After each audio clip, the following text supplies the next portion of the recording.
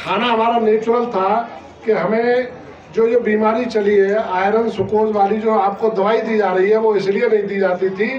कि हमारी माताएं बहनाएं लोहे के बर्तनों में बना हुआ खाना या सब्जी खाती थी। जैसे तवे पर रोटी सिकती है ऐसे ही सब्जियां पहले हमारे गांव घर में उस पर कढ़ाई में बनती थी, जिससे जो लोहे की जो कमी है वो पूरी हो जाती थी और ये हमारे जो सामने समस्या है माता बहनों के सामने वो समस्या नहीं आती थी। जैसे जो समस्याएं आती हैं आज की तारीख में माताएं बहनों को,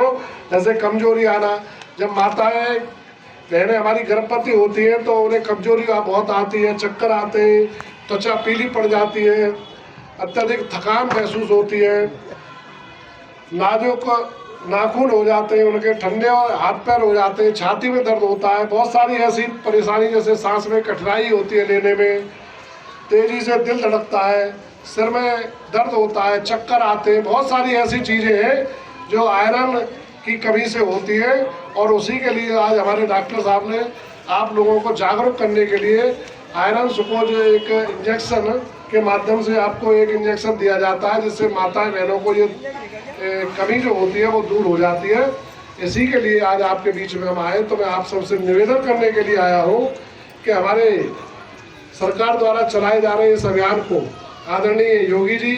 और हमारे देश के प्रधानमंत्री मोदी जी के द्वारा हमारे देश का हर एक माता स्वस्थ रहे। जब माता स्वस्थ रहेगी तो हमारा देश शक्तिशाली बनेगा और स्वस्थ रहेगा। इसी के उपलक्ष्य में मैं आप सबसे माता बहनों से अनुरोध करने के लिए आया हूँ कि जो आयरन की कमी है, आप लोगों को पहले टैबलेट दी जाती थी, लेकिन अब मेरे ख्याल से इंजेक्शन की डॉक्टर साहब व्यवस्था है, जो इंजेक्शन के माध्यम से इसकी कमी पूरी की जा सकती है। लेकिन मेरा आपसे अनुरोध है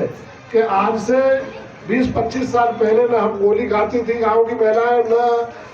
कोई इंजेक्शन लगवाती थी, तो हम क्यों ना उसी पद्धति पे आ जाएं जिससे हमें इन चीज़ों से बचना पड़े, क्योंकि ये कहीं ना कहीं साइड इफेक्ट होते हैं। हालांकि सरकार जो दवाई बनाती है उससे किसी तरह का साइड इफेक्ट नहीं हो ऐसी दवाइयाँ बनाती है,